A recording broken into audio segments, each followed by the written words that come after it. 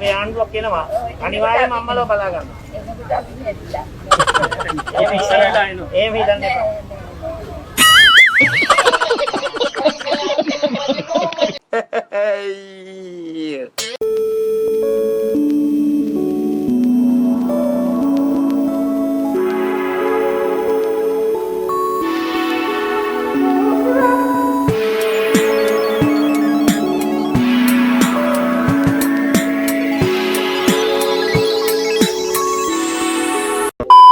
සජිත් මහත්තයාට ජනාධිපති වෙන්න බැරි වුණේ සජිත් මහත්තයාට බොරු 5ක් කියා ගන්න පුළුවන් නම් වුණා නම් පහුගේ ජනාධිපති වෙන්නේ සජිත් මහත්තයා ජනාධිපති.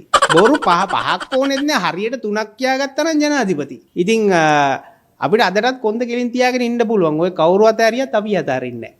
Okay. පළාත් පාලන ආයතන 341ම අපි බද්ධ කරනවා. ධනවත් රටවල් වල පළාත් පාලන ආයතන 341ක් සමග.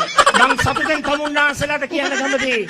මේ වෙන විට ඒ වැඩේ දැනටමත් පටන් අරන් තිබෙනවායි කියන එක මං තමුන්නාන්සලාට කියන්න කැමතියි. සජිත් මහත්තයාට බොරු 5ක් කියා ගන්න පුළුවන් වුණා නම් පහුගේ ජනාධිපති වෙන්නේ සජිත් මහත්තයා ජනාධිපති.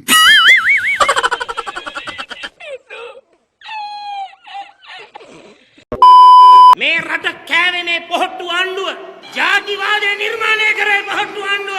දැන් ඒගොල්ලෝ හදනවා කොහොම හරි අමාරුවෙන් හරි ආපහු නැගිටින්න.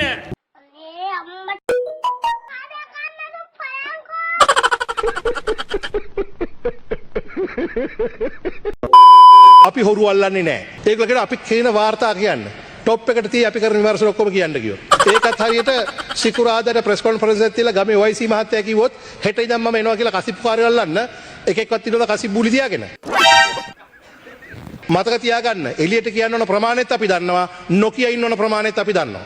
ඔව් සමහර ලාවට මිනිස්සුන්ගේ පොඩි ඇඟීමක් තියෙනවා මේගොල්ලෝ මුකුත් කරන්නේ නැහැ නේ. මතක තියාගන්න සියලු විමර්ශන යනවා. මේ මාස 3 ඇතුළත අපි ක්‍රිෂ්ණ නඩුව පවරා තිබෙනවා.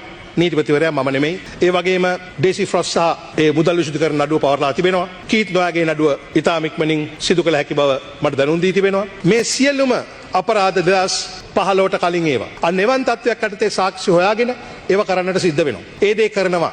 අපි මේ කරුණු නිසි ලෙස හොයලා බලලා මුන්ට නිදහස් වෙන්න පුළුවන් විදිහට නඩු දාන්නේ නැහැ. පාසුකු ප්‍රහාරයත් එච්චරයි. ඉතින් මට වෙලාවකට හිතෙනවා දැල වටේට හිර වෙන්නකොටද කට්ටිය මෙතන කේන්ද්‍රී ගන්න කියලා.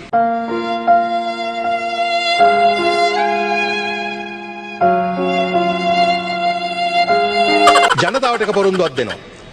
ඔබලාට අපි පොරොන්දු වුණා මේ රටේ දූෂිතයන් වංචනිකයන් අධිකරණ ඉදිරියට පමුණුවන බව. ඒ දේ සිදු කරමින් පවතිනවා. ඔව් මටත් කනගාටුයි සමහර ඒවා අපිට අවශ්‍ය වේගයෙන් වෙන්නේ නැති එක. නමුත් ඒ දේ කළ හැකි. ඒ නිසා මා ජනතාවගෙන් ඉල්ලා හිටිනවා ඔබ මොහොතකටවත් බලාපොරොත්තු අතාරින්න එපා. අපි මේ රටේ දූෂිතයන් හොරුන් සියලු දෙනාම අධිකරණ ඉදිරියට පමුණුවන එකට සහතිකය මා ඔබලාට දෙනවා. Perfect. මට මතකයි වේදා පාර්ලිමේන්තුව එළියට ඇවිල්ලා දිනේෂ් ගුණවර්ධන ඇමතුමා මට කියනවා කේලිය ඔයාට ලැජ්ජා හිතෙන්නේ නැද්ද මේ පාර්ලිමේන්තුවේ ඉන්න කියලා. මේ පාර්ලිමේන්තුවට එවනකොට මේ රටේ පාර්ලිමේන්තුවේ වැදගත්කම රැක ගන්න පුළුවන් කණ්ඩායමක් එවන. හැමදාම බනිනවා අපේ පක්ෂවලට. මේ කාලකන්ණියක් උන්ට නොමිනේෂන් දීලා නාම යෝජනා දීලා ඉන්නේ. හැබැයි ඒක 150යි. ඊටු 150 තියෙන මේ රටේ ජනතාව අතේ. මොමින් සිල්ලා හෙට තරම් කරොත් ඡන්ද දෙනා ඉන්නවා. හැබැයි ඒකලා හැමෝටම ශාප කර කර ඉන්න අයියෝ මේ වගේ යක්කු පාර්ලිමේන්තුවට එනවා. කවුද වක් කියන්න ඕනේ මේවට? නාම යෝජනාන පක්ෂවක් කියන්න ඕනේ. ඒ වගේම ඡන්ද දෙන ඡන්දදායකත්වයක් කියන්න ඕනේ. මේ දෙක තේරුම් බේරුම් කරගන්න. කරයි. අර කඩවාපිය.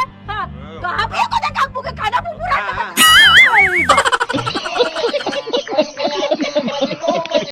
Let's go. 2015 ආව ගොඩයි මීමයි වගේ ජනාධිපති අගමැති දෙපැත්තට අදින රටේ ජනතාවට හෙන ගහලා ගියත් කමක් නැහැ කියලා ඔවුන්ගේ න්‍යාය පත්‍රය හරහා මුළු රටක් විනාශයට ගෙනිච්ච එකට සිතක් තියලා අපි ඉදිරියට යන් දර්ශනයක් එක්ක දේශපාලන කරන සමාජයක් මේ රටේ ගොඩ නැගීම අපේ වගකීම. මේ දුප්පත්කමින් කොහොමද අපි මේ රටේ ජනතාව එළියට ගන්නේ? රටක් දියුණු වෙනවා කියන්නේ දුප්පත්කම අඩු කරනවා මිසක් දුප්පත්කම වැඩි කරනවා නෙමෙයි. සමෘද්ධිය වලින් මම දන්නේ රුපියල් 3500කට ගැටිකම් කියන තැනකට මේ රටේ දරුවෝ මේ රටේ පවුල් නතු කරන වැඩපිළිවෙලෙන් අපි වත් කළ යුතුයි. මේ රටේ ණයබර මේ වෙනකොට ට්‍රිලියන 14යි. මේ රටේ දලදේශීය නිෂ්පාදනයෙන් 96%ක් අද මේ රටේ ණයබරටපත් වෙලා තියෙනවා. ඔයානේ නිකම් පලයකෝ යන්න 2,000 years later. කෝටි 9ක් අයථා විදිහට උපයලා කෙහෙලිය පවුලට බැංකු ගිණුම් 40ක් මේවා ලැබුණේ මැණික් ව්‍යාපාරයෙන් රජයට බදුත් ගෙව්වා. විත්තියේ නීතිඥවරයා එහෙමත් කියනවා. අපේ රටේ දේශපාලඥයන් මැණික් වලින් කොයිතරම් ස්වයං පෝෂිතද නේද? රටේ පුරවැසියෝ නන්නත්තරයි. හැබැයි අපේ රටේ දේශපාලුවෝ මැණික් වලින් මාර ස්වයං පෝෂිතයි. එක්ක මැණික් පතල් කරලා තියෙනවා. නැත්තම් කොහේ හරි ඉන්න ආච්චිලා මැණික් ගෙනල්ලා තියෙනවා. තව කී දෙනෙක් මැණික් වලින් හරි හම්බ කළා තියෙනවද දෙයනේ?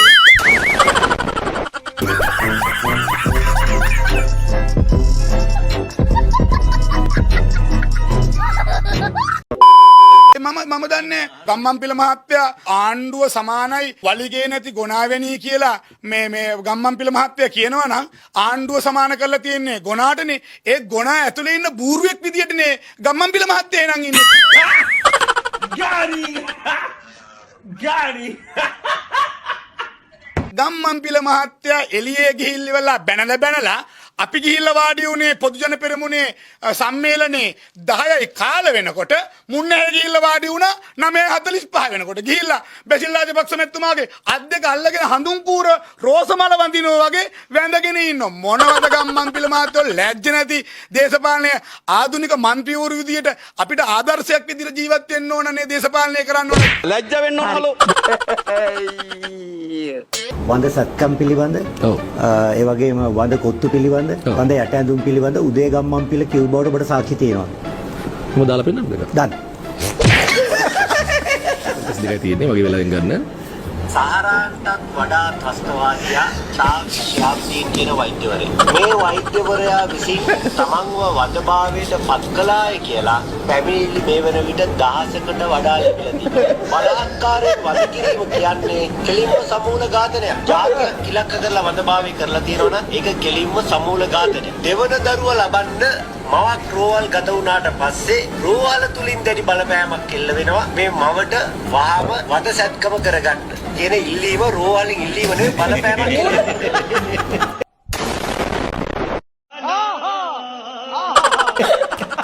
ඒ කියන්නේ සාමාන්‍යයෙන් පොඩි හරි සිහියක් තියෙන මිනිහෙක් නම් මචං නජිත් ඒ ටික කියාගෙන එනකොට මං කියපුවා කියලා මචං ඒ ටික ඇහෙන්නේ වගේ මොන හරි හයිය කුරුටු ගගා ඉන්න බෑ මේ කියන්නේ වැද්ද බැලලා ප්‍රශ්නේ තියන්නේ උදේ ගම්මන්පිල ඔය වාද කොත්තු ගැද කිව්වා කියලා වාද සත් කරගෙන කිව්වා කියලා සාක්ෂි තියනවද කියලා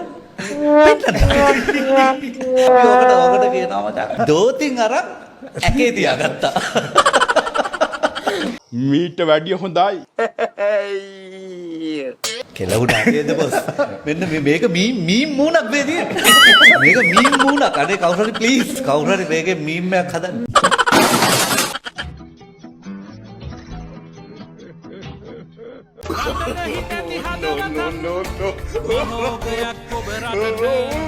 අලුත් වෙන හිතදිනට ගම්මන් පිලනාමේ පිළිරැව්නේ හැමහතක ඔල්මාන්න බජුවක් ඥෝ හිතන් උසේ මේ පිට්ටා හොඳි කරන්න මෙරටේ රෝහණ විජේවීර සහෝදර වෙන්න පුළුවන් අපේ ආදරණීය සහෝදර සහෝදරයන් වෙන්න පුළුවන් ඝාතනය කරාට එයාලගේ අදහස් ඝාතනය කරන්න බැරි වුණා එයාලගේ මතවාදය ඝාතනය කරන්න බැරි වුණා ඒ බැරි වුණ නිසා තමයි මෙතන ඉන්න අපේ කණ්ඩායමේ සැලකිය යුතු පිරිසක් ගරු නියෝජ්‍යකාරක සභාපතිතුමනි මරණයට නියමිත මිනිස්සු තමයි අපේ ජනාධිපතිතුමාගේ ඉඳන් මේ අපි දේශපාලනය අරගෙන ආවේ අපි පරිගැනීමේ දේශපාලනේ තියෙනවා නම් මම ඔබතුමීට මතක් කරන්න කැමතියි මේ රටේ දේශපාලනය කරලා වැඩිම අලාභහානි වෙච්ච පක්ෂයක් තියෙනවා නම් ඒ ජනතා විමුක්ති පෙරමුණ ওই දෙපැත්තෙන් මැරුවේ අපි ඇවිල්ලා ස්ත්‍රී දූෂණය කරලා නෙවෙයි මහ බැංකු කඩලා නෙවෙයි කාම අපරාධ කරලා නෙවෙයි රටෙන් කෑල්ලක් කිල්ලලා නෙවෙයි අපි ඔයාලගේ අයුක්තියට රේව සටන් කරපු නිසා මාරා දැම්මේ ඔයාලගේ වංචා දූෂණයට රේව කටයුතු කරපු නිසා මාරා දැම්මේ දැන් මරන්න බෑ දැන් නීතිය ක්‍රියාත්මක වෙනවා ඔයාලා හිතුවා ඔයාලා කරපු ඒවාට අනුව පරිගණී කියලා මේ දේශපාලන බලයට ආවට පස්සේ ඉතින් ඔයාලා පෞද්ගලික මැතිවරණවල මතයක් හැදුවා ලේ විලක් වෙයි කියලා නෑ ඔයාලගේ ජාතියේ ත්‍රස්ත බලය පාවිච්චි කරන මේ පාලන බලය යොදව ගන්න අපි කැමති නෑ එඳා ඒකට නීතිය පාවිච්චි කරනවා එඳා මේ බටලන්ද වාර්තා අවුරුදු 35ක් හමස් පෙට්ටියේ තිබ්බට අලු කොරහොල තිබ්බට ආයි තියෙන්නේ නැති බව අපි උතුම්නාසරට මතක් කරන්න කැමතියි මතක තියාගන්න 2028 තියෙන අපේ ආණ්ඩුව. ඒ වගේම මේ රට යලි කිසිදු දිනක අනාගතේ 2022 23 වගේ තත්ත්වයක් අපේ රටේ යලි ඇතිවීමට අපි ඉඩ දෙන්නේ නැහැ. Perfect.